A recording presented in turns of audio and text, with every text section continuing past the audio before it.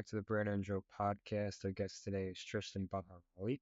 Received his master's in IO psychology from Hofstra University and is currently a manager for organizational development at Gale. Welcome, Tristan. Thanks for joining us. Thanks for having me. Yeah, I think the last time we all got to speak, all three of us, was at what do we even call it? The Hofstra get together, where we have like alumni come back and you guys answer all our questions. Oh yeah. Talking about business politics and all that super fun stuff. Did they just ask you to come on? Like, how does that process go? Yeah, they literally emailed me to come speak to the students. And I'm actually right after this, I'm going back to Hofstra because I'm going to be one of the small group professor things for the internship class. Oh, Because that's sick. we have a few professors that are going, I think, maternity leave and some employee changes, all that stuff. So still really tied to my Hofstra roots. That's so I'm cool. I didn't jealous. know you were doing that. Joe and I are jealous for sure. Earlier this week for sure that it was happening. Wow. That's awesome. Joe and I always talk about like the idea of like teaching adjunct. Is that something you've ever toyed with or thought about? You know, I actually, upon graduating, I really wanted, even graduating undergrad, I always wanted to be an adjunct professor. I found my adjunct professors were probably some of my, like the professors that I've been super close with. They're the professors I still talk to. They're the professors that they really know what's going on in the industry. I was actually having a call yesterday with Dr. Meltzer and Dr. Grossman. And Dr. Grossman, I think, is the only one out of the three of us that we're working with, and Dr. Nolan. Have to give him credit for being on the call too.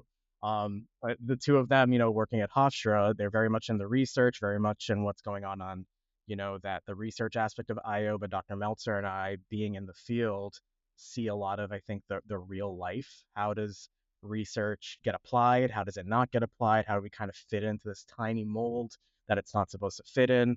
So yeah, no, I think being an adjunct, I think it's a great opportunity to actually share with the students what's going on out there. And Brandon, as you know, my days are never the same, so it's going to be a really great opportunity, I think, for students to learn from people that are in the field. If you could pick a topic, do you think it would be an OD, or would you just be like, give me whatever I could do? That's a great question. It's I tough, think I know. yeah, it depends on the school. If I were teaching in my undergrad, I would have definitely done, I think, overall IO. But in terms of Hofstra, I think I would have loved to teach like their training and development class, some OD stuff. I think OD and training and development often intersect a lot, as I'm sure we'll get into a little bit today.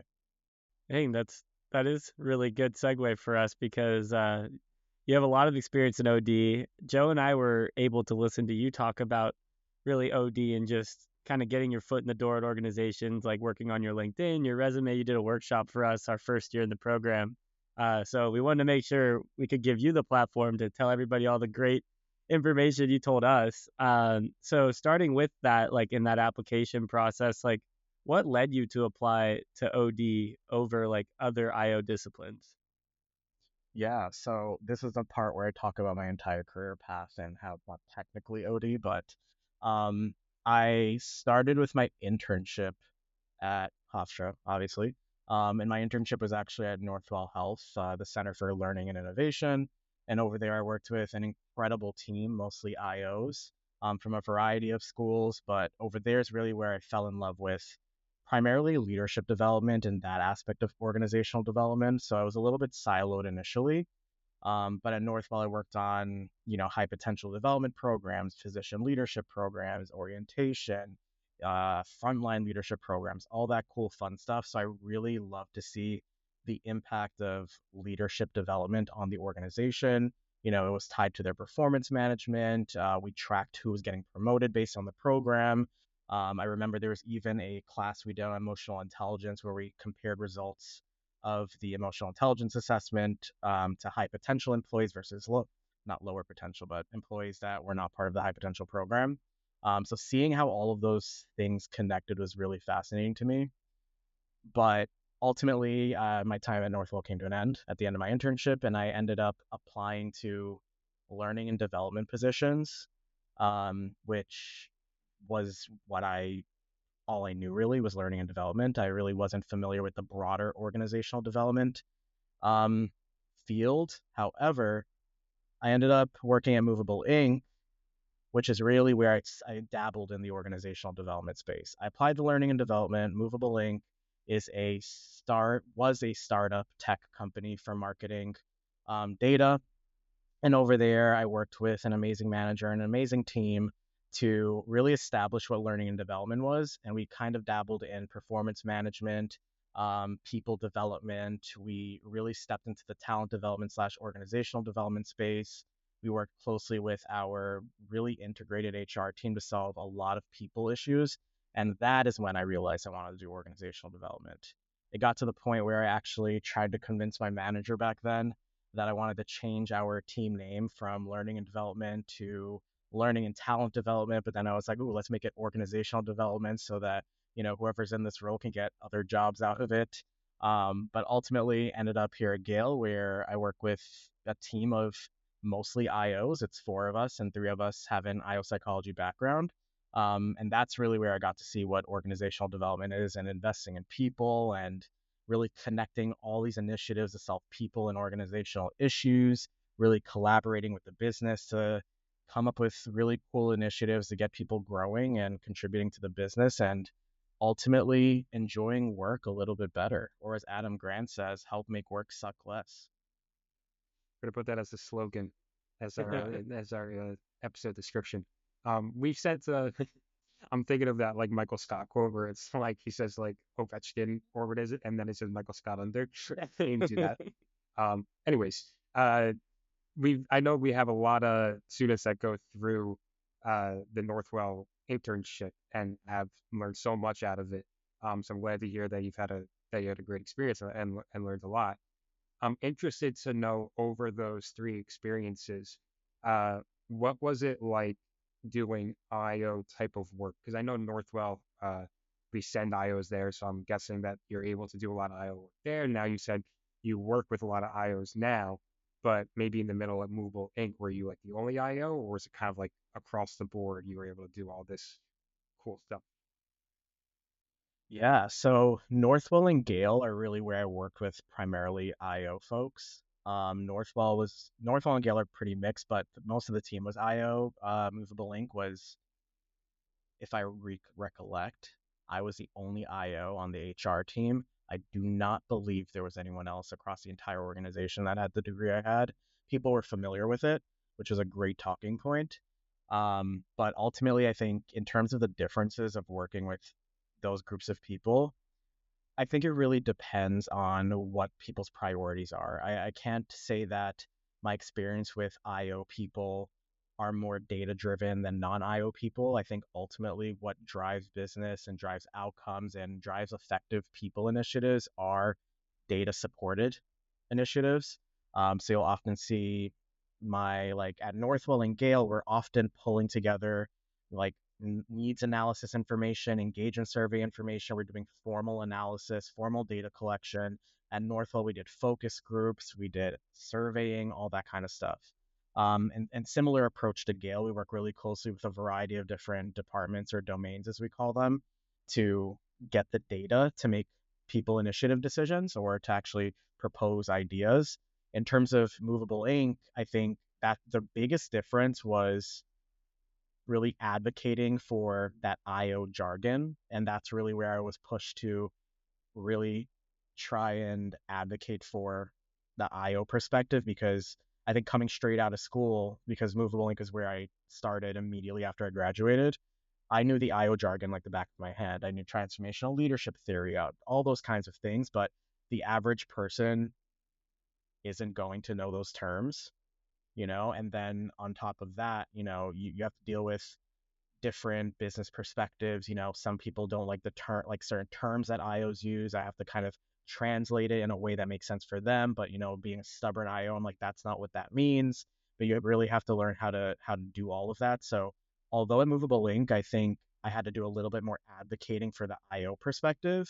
I do think it's because of Movable Inc. that I was able to really force myself to understand that I don't have to get attached to the words I'm using, to the terms that we learned in school. Yet you really have to translate it to things that people want to hear.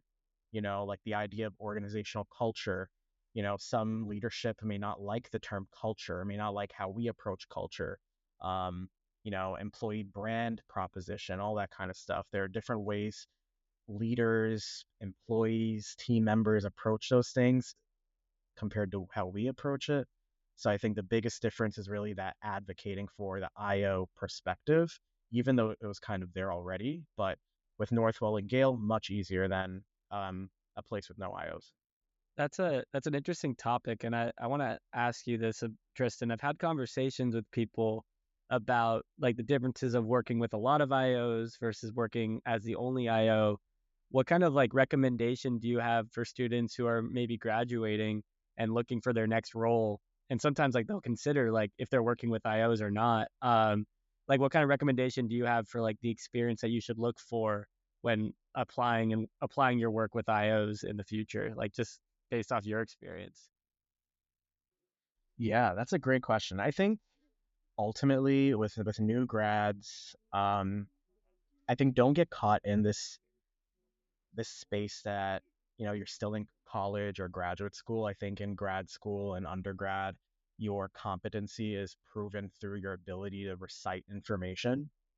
Whereas in, I don't want to say the real world because school is definitely the real world and definitely the hardest thing I think I've ever done in my life. But um, in when you're working out there in the corporate environment, whether it's consulting or whatever it is, your competency is, at least from my perspective and my experiences, your competency is shown through the work you do and your ability to translate the work that you're doing. So if, like, for example, right now I'm building a leadership development program, and instead of making my proposal, this is connected to transformational leadership theory, these four things are the components of leadership theory, and this is how it's connected to different course, these are different values, all that, what I'm going with. But instead it's, that's information that the larger audience doesn't need to know.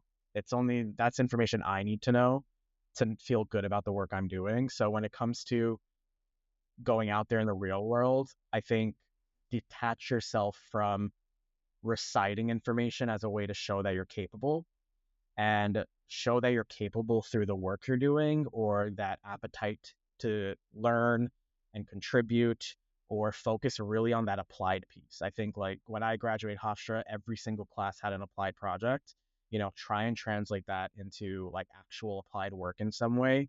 Um, I always say the rest of your life is going to be a giant group project. So, bringing that experience of managing different personalities, different projects, those are actual applied experiences that I don't think enough people bring to the table.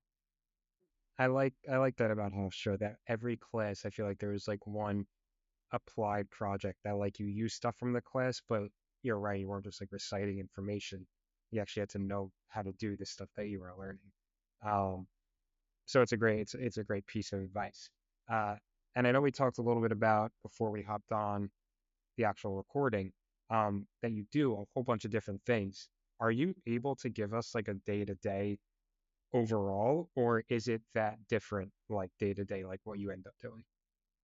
Yeah, I think, everything I do is in my current role, there are common themes to what I do. I think each day looks different depending on what pops up on my calendar. Everyone in the New York office, like, because I'm the only organization development team member in the New York office. We have two over in Toronto, and then the other one is located in Kansas City for a lot of our remote employees and helps me with New York because New York is a beast of an office. But ultimately, everything aligns to a few different ways, so a few different spaces. So we have the organizational development team. Our goal is really to make sure that our organization remains people first. So really listening to, what our HR team is hearing, listening to what employees are bringing to us through our coaching conversations. But ultimately, we're doing things like onboarding. We have a little bit of involvement in that through goals and objectives coaching. So that 30, 60, 90-day framework, making sure that their career development is set up at the beginning of their employment at Gale so that they are put on the right track throughout their career at Gale. We also do training. So that's more of that technical training piece. So we have a team member that works on, partnering with our different department heads to support employees in technical skill development. So if you need to learn how to do, biddable or paid media, paid search, all those technical marketing terms that I don't know how to do. That's what they do there. And then development, engagement, and talent management are the three spaces that, most of our team probably participate in every single day. So development is that leadership development piece, interpersonal skill growth, development coaching, making sure people are reaching their goals and objectives. So sometimes I'll have coaching conversations. Most of my day is pretty much coaching conversations now on, how to manage conflict, how to give feedback, how to even apply feedback, um, and how to really I'm kind of an accountability partner in a way. People jokingly say I'm a workplace therapist. As much as we try to fight that stereotype, every day I find myself fighting it. But really, you're the one there to listen. In terms of engagement, I have an incredible coworker who that's really her background is employee engagement and well-being. We work on employee recognition programs, so we have a quarterly recognition program that we work on. We make sure employees are aligned with our core values, so we do a lot of engagement initiatives there. And then talent management. My manager actually has a great background in performance management and research around there. So we do a lot of that. We do the performance review process. We tie it into goals and objectives. But underlying all of that is coaching, development opportunities. We work really closely with our diversity, equity, and inclusion team to get some work going, make sure there's equity across the organization. Um, and then everything kind of branches out from there. That's like IO heaven, it sounds like, doing a little bit of everything, or at least being involved in everything. That's really cool. I just wondered too, like, you get your hands in so many different aspects of IO, and you've now been at a couple different organizations. Just wondering, like, as an IO working in industry, and you've shifted industries, do you pick up any knowledge of the industry itself while you're in it? Like, I know you were talking about certain things because I believe Gale's in advertisement space, if I'm not mistaken. So, like, they're an ad agency, correct? Yeah, we are technically a business agency is how we'll propose ourselves. Okay. We dabble in advertising, we dabble in marketing loyalty, we dabble in a lot of business strategy stuff. But yeah, to answer your question, I think what makes a successful employee, regardless of your role, but especially as an IO, is understanding the business. And I think that might be one of the hardest things to do. Um, so I started formally working my big boy job at Northwell-ish, kind of big boy job, which is healthcare. And for those that know, Northwell is a big organization, very Taking hierarchical. over New York. Exactly. Really big company. I think when I left, there were 78,000 to 80,000 folks working there. And healthcare, very, very structured business. Then I left to go to the literal opposite end of the spectrum, a startup tech company. I think I was probably employee 100 something. And then by the time I left Movable Inc, but there were about seven to 800 employees. So witnessed that rapid growth. And then Gale was a transition from marketing tech to kind of marketing. I thought that was going to be an easy transition. It absolutely wasn't. But the most successful employees are the ones that understand the business. So I always tell people, whether it's new hires at Gale, people students at Hofstra that I talk to, even my friend who just started a new job, I tell people, get to know the business, get to know the different departments, at least meet at least one person from each department, whether or not it's relevant to you. So if there's an engineering team, meet with the engineering lead or meet with the engineering associates or whatever it is. If there is, a data science team, meet with them. Just get to know how the business operates so that you can do your work a little bit better.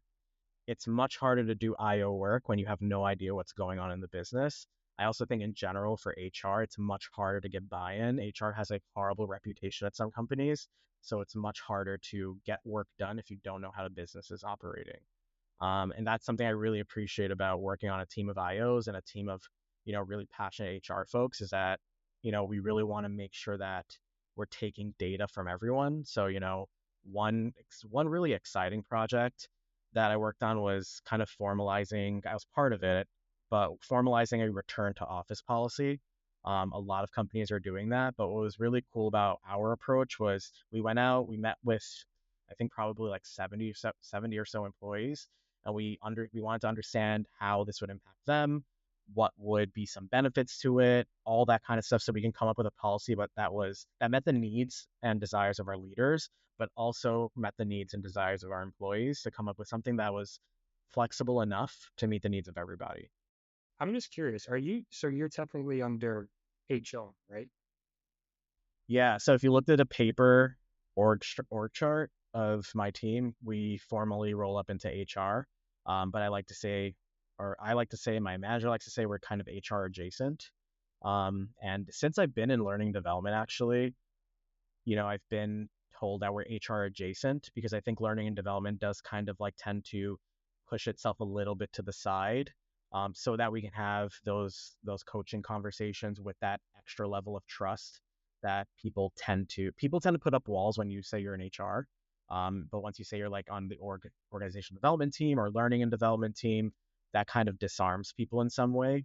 So I like to always say we're HR adjacent. However, there is a caveat: if you or someone else is in danger or there's that HR stuff that comes up, we do need to bring this up to HR. So there's always that caveat.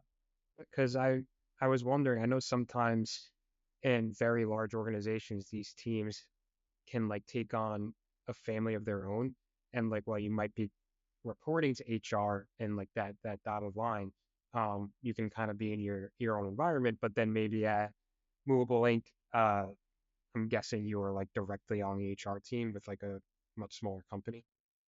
Yeah, our HR team is much smaller than where I'm at now. And I would say, but also I think the difference is that our HR team too was all located in New York for the most part. So we were all in the same time zone. So it's easy to meet even virtually. Whereas at Gale, we're a bit more dispersed. So it's a little bit harder to feel integrated. It's something we're actually working on right now. Specifically my vice president, she's working on that. But I would say, yeah, it really depends. It's interesting too. Like I feel like we keep going down this path where we're talking and comparing and contrasting the different experiences you've had at all the different organizations. And another thing that I'm noticing here is that you also were at different sized organizations, which I think also can impact your experience overall. Like, is that something that you saw as you kind of transition from company to company, like feeling like, oh, I'm working at a small company, or I'm working at a massive company like Northwell and I'm not sure how large Gale is, but it's probably different than a startup. So like, what was kind of that experience for you navigating the change in organizational size? Ooh, that's a great question.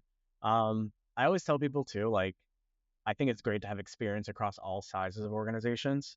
Um, and it definitely impacts your work, 100%. I think so to give you some background, Northwell, we went over it, huge company. Movable Inc, I was like employee 100 something, witnessed that hyper growth to 800 folks. I came into Gale after its hyper growth phase for the most part. But Gale is about around 750 to 800 or so, so similar to Movable Inc. And I think that's my sweet spot of an organization. I think I like that space. But in terms of actual work, I think places like Northwell, your big organizations, things are way more structured, way more laid out. Expectations are very clear.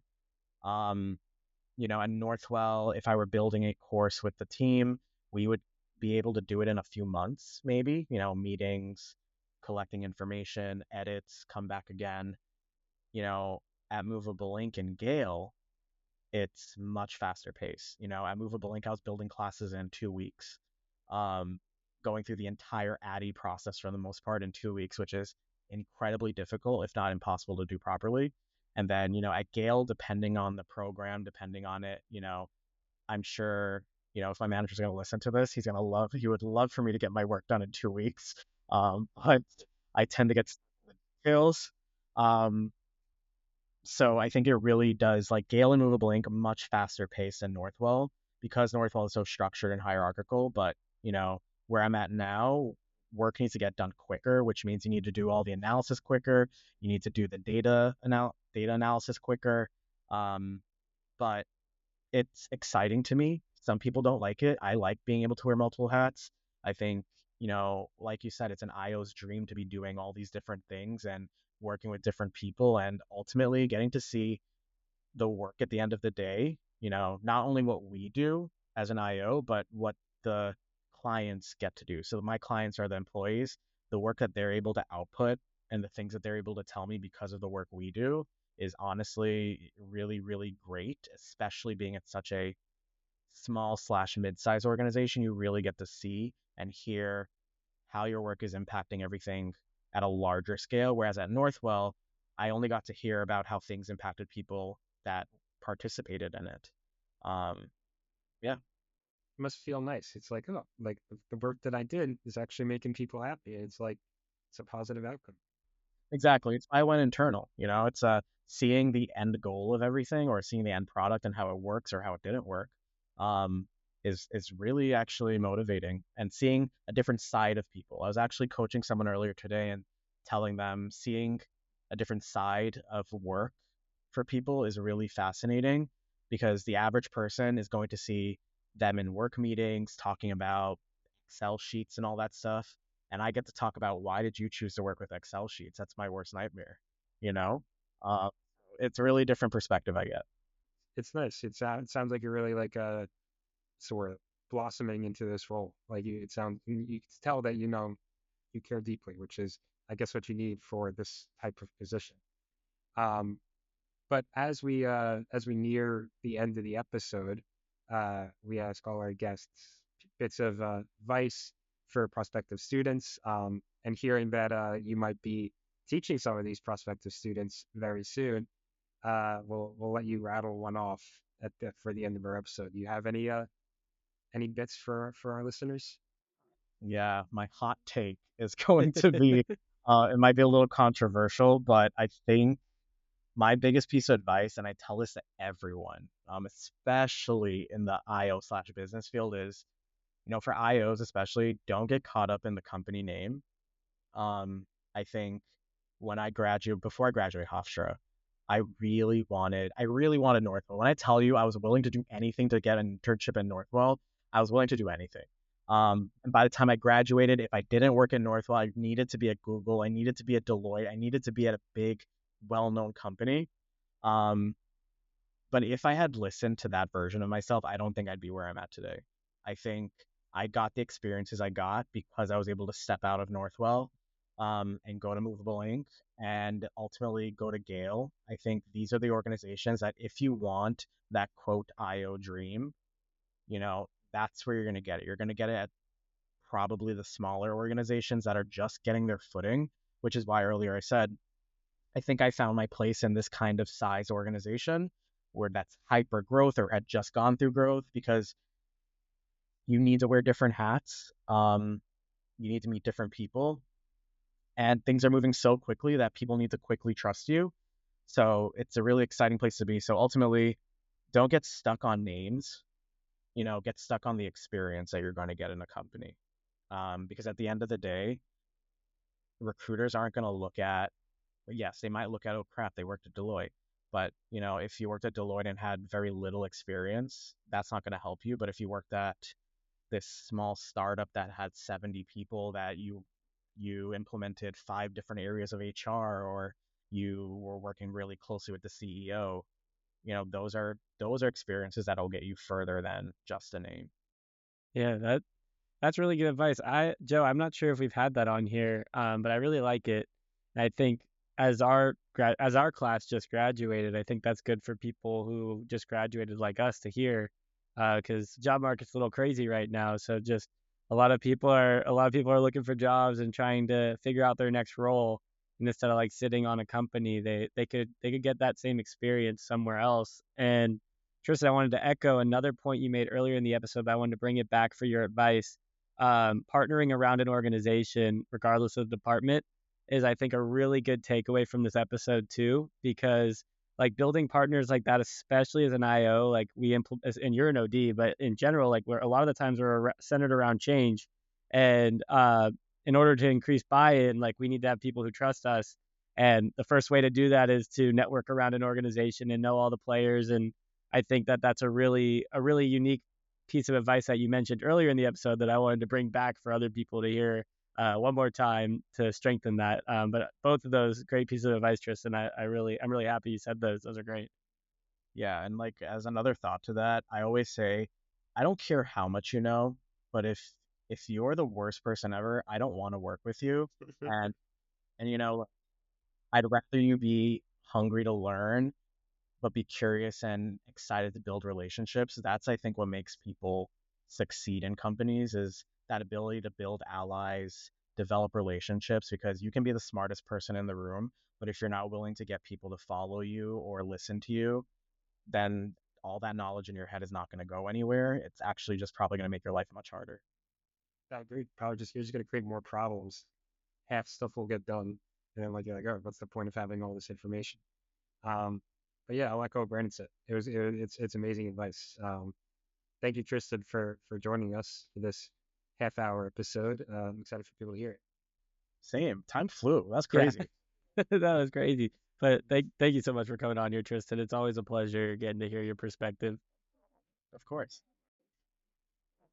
Another episode down, Joe. I feel like I'm really losing track of how many we've done at this point. It's always so fun. Tristan was a great guest. I know you and I have had the privilege of really getting to talk to him a bunch. So hearing his perspective was pretty fun to kind of dive into his career so other people could hear it this time. Yeah, I got excited when we heard him talk at the our Hofstra class. Because I know we had this episode planned, but it was still like a couple weeks out.